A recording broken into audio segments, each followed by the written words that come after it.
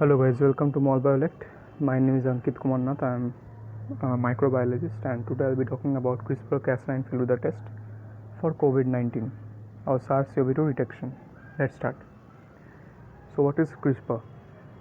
CRISPR is short form clusters randomly interspaced short palindromic repeats. It's basically used for genome editing and it is basically used to make precise heritable changes in DNA of organisms. Now, in general, we use Streptococcus pyogenes Cas9 or SP-Cas9, but we do have variants of the system. But concerns regarding the purity of targeting at multiple loci across the genome and also different kind of binding issues has led us to use a different kind of Cas9 from Francisella novicita or FN-Cas9, which shows a very high specificity of binding to the target. Now, CRISPR-based diagnostics has provided an economical and quicker alternative and sequencing-based platforms which are time-taking and are not plug-and-play type. Okay, like for example the RT-PCR. The FELUDA stands for FN-Cas9 editor-linked uniform detection assay that employs a highly accurate enzymatic readout for nucleotide sequences. The sequences for detection can be made out of Bootstrap 4 and jQuery-based J.U, which is a web tool, basically a sgRNA making web tool.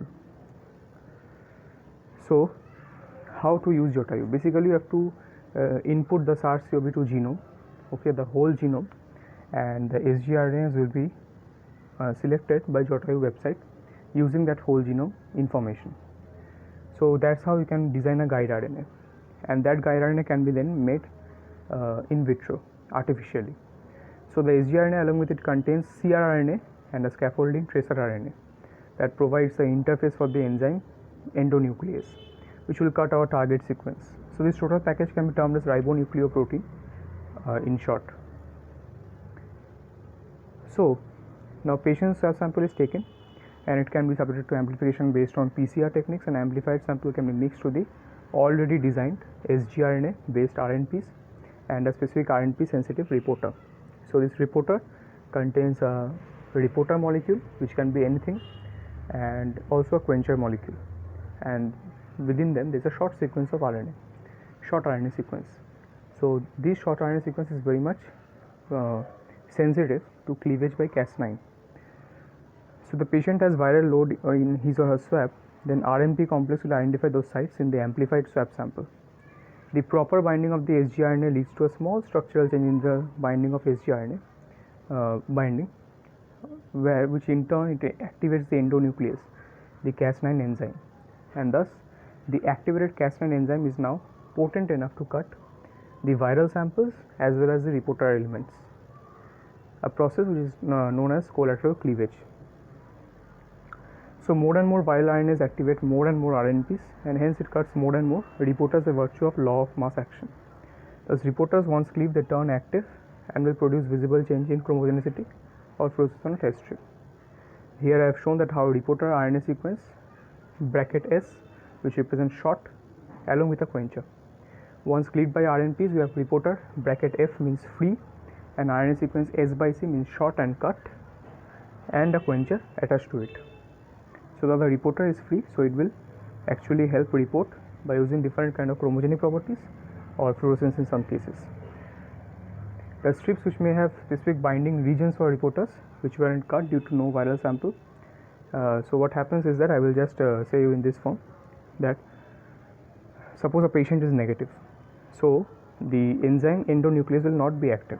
The Cas9 whole system, the RNP system, is basically inactive. So the reporter molecules will bind. Suppose if this screen is a test strip, the reporter molecule will bind in this place over here, okay, in your extreme left side as you are watching, because of some nanoparticles, charge differentiation, or in some cases antibodies. And if you are having a positive patient, then the reporter is cleaved and will bind at a different part, for example over here in your extreme right side of the screen, okay, because of the same things, nanoparticles, antibodies, or in some case charge differentiation. So it's a basically simplified version of thing that actually happens. Advantages: femtomolar concentration accuracy can be measured, cheap, rapidly deployable, needs no complex machineries, easy to handle, requires a nominal time, less than RT-PCR at least.